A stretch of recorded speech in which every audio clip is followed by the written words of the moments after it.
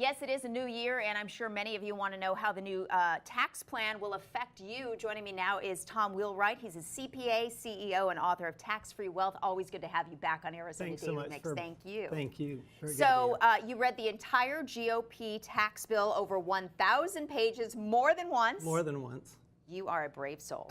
So you can break down. Great stuff. How can you not love this stuff? More than once, I don't know, Absolutely. but it is your job, and so you can break down who the winners and the losers are, the biggest winners and losers. Absolutely, and first of all, really everybody wins. I mean, I think people are going to be amazed at how low the taxes are going to be when they do their tax return next year. So I think everybody's a winner. I think that certainly business owners are the biggest winners.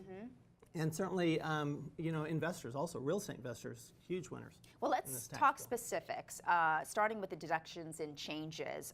Can you still deduct meals and entertainment if you are a business owner? Well, you can deduct meals, no longer entertainment. So, in other words, if you take your client to the ball game, you don't get to deduct the ball game, but you can deduct the hot dog. Aha! So serve them dinner, but don't take them to the game. Don't take them inside. Exactly. There you go. Okay. What about the new rules for deducting business automobiles? Well, this is very exciting because when it used to be you're really restricted on when you bought a car and used it in your business how much you could take. But now the very first year you can take $18,000 deduction on your car. It's like getting a $7,000 reduction in the purchase price. Okay. It's fantastic. So what does that mean in the big picture?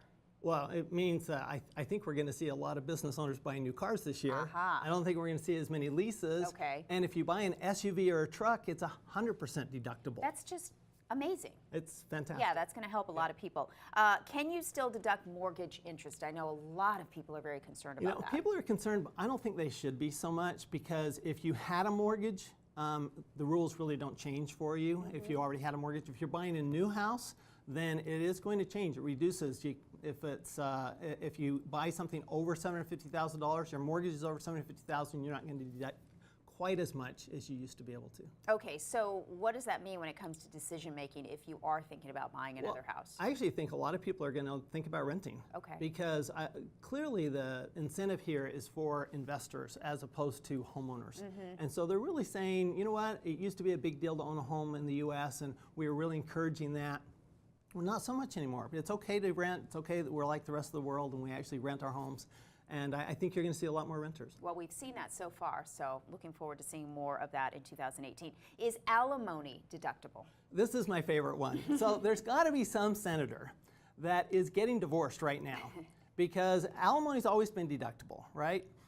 Only if you get divorced by the end of this year is it still deductible. All right. So if you're getting divorced and you're going to be paying alimony, make sure that you get that thing done before the end of the year. So it needs to be finalized by the end of the year. It needs to be finalized by the end of the year. If, on the other hand, you're receiving it, you might want to get it, you know, push it to January 2018. Think about trying to extend those little negotiations. Exactly. Okay. What deductions did not change or will not change? You know, most deductions for business owners don't change. I mean, that's where most of the deductions are, business owners. Also, you know, medical expense. Actually, we got more deduction for medical expense. You know, so charitable contributions, actually we get more deduction for charitable contribution. So I think that there are a lot of good things that people are going to say. You know, one of the great things in Arizona, we have these tax credits. Right. You can get a deduction for the donation and get a tax credit. So you actually make money by giving money away.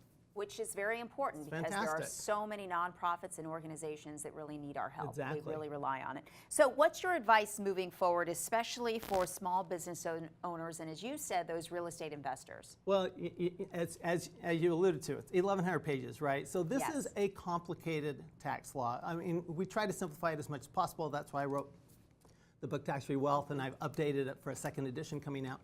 And I think what's important is that you have a tax advisor that you sit down with that understands your situations, because it's going to be different for every single person, every single business owner, every single investor is going to have a different consequence. So start asking questions now. Absolutely. Okay, good to see you as always. Nice to Thanks be here, for breaking Catherine. it down Thank for you so us much. so we don't have to read all 11 pages. Please don't do that.